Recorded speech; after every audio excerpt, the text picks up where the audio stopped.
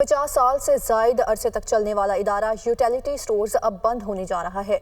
खरबों रुपए की सब्सिडी दी गई जो आवाम तक नहीं पहुंच सकी। करप्शन का बाजार गर्म है, मिसमैनेजमेंट उरूज पर है जो इस इदारे के बंद होने का सबब बनी है।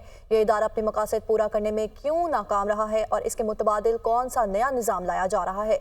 यूटिलिटी स्टोर्स के 11,000 मुलाजमीन का क्या मुस्तकबिल होगा, जानते हैं इस रिपोर्ट में।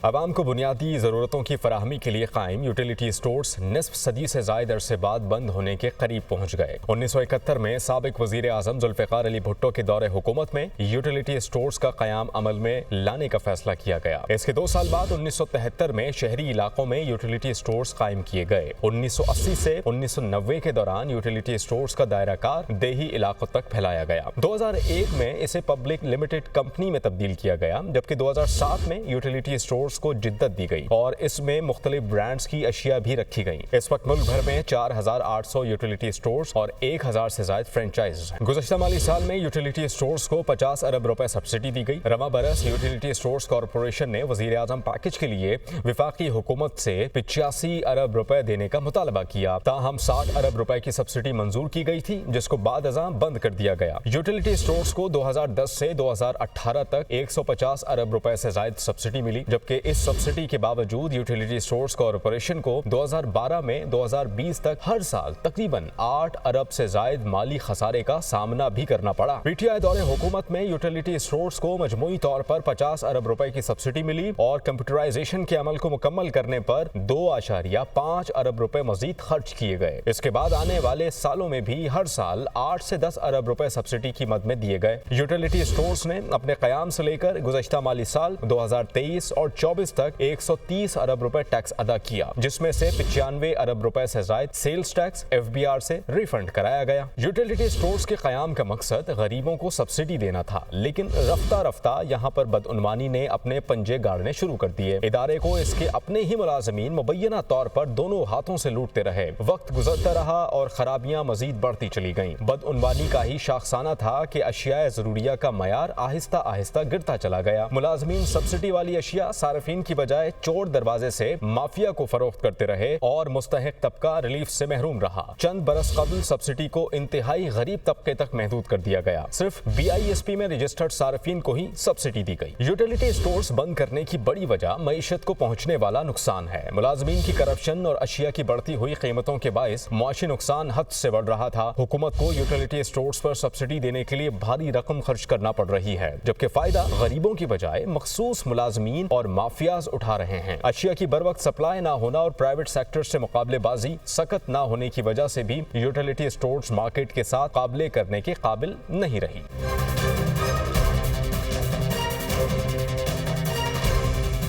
तज्जियाकारों का कहना है कि दुनिया भर में नेशनलाइजेशन का दौर खत्म हो गया है। 50 साल पहले निजी बैंकों समेत तमाम सनतों और कारोबारी इदारों को सरकारी तहवील में लेने का जो तजर्बा किया गया वो बुरी तरह नाकाम रहा। हुकूमतों का काम कारोबार करना नहीं। गवर्नमेंट्स दुनिया भर में रेगुलेशन यानी कि स्टेट रेगुलेशन और पॉलिसी साजी का काम करती हैं। इसी ज़मन में जो इस वक्त एक सोच है कि यूटिलिटी स्टोर्स कॉरपोरेशन को भी बंद करके गवर्नमेंट की राइट साइजिंग की जाए।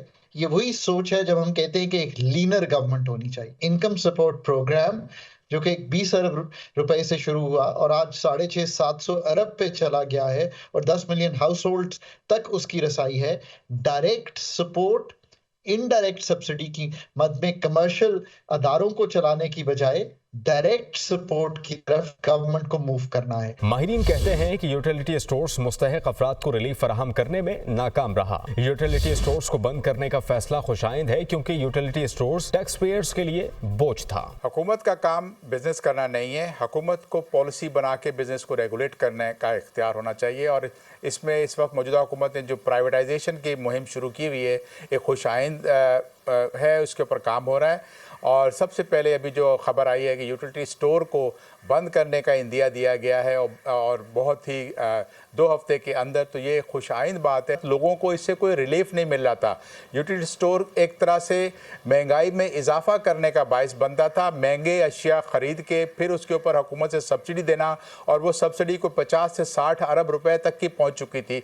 उस सब्सिडी के बावजूद अगर लोगों को सामान ज़रूरत का मेयारी ना मिले मिले और सस्ता ना मिले, तो उसकी वजह से तो हुकूमत को अभी एकदम बेहतरीन एकदम है कि उसको बंद किया जा रहा है। यूटिलिटी स्टोर्स कॉरपोरेशन में इस वक्त 11,500 मुलाजमीन काम करते हैं। रेगुलर मुलाजमीन की तादाद 7,000 है, जबकि 4,000 से ज्यादा कॉन्ट्रैक्ट और डेली वेजेस मुलाजमीन भी हैं। इन मुलाजमीन के सालाना अखराजात 7 अरब रुपए हैं। इस वक्त मुल्क भर में यूटिलिटी स्टोर्स की 50 अरब रुपए की 21 प्रॉपर्टीज हैं, जबकि FBR ने 8 अरब रुपए रिफंड की मद में अदा करने हैं। वजारत खजाना के जिम्मे भी 22 अरब की अदायगियां बाकी हैं। हुकूमत का कहना है कि अगर यूटिलिटी स्टोर्स को बंद किया जाता है तो मुलाजमीन को उनके बकायाजात अदा कर दिए जाएंगे। वफाकी हुकूमत का मौक़िफ़ है कि हमारी कोशिश है कि सब्सिडी मुस्तहिक अफराद को मिले। इसके लिए मुख्तलिफ ऑप्शन ज़ेरे गौर हैं। मुस्तहिक अफराद को कैश की सूरत में सब्सिडी, जबकि बिजली की सूरत में रिलीफ दिया जा सकता है।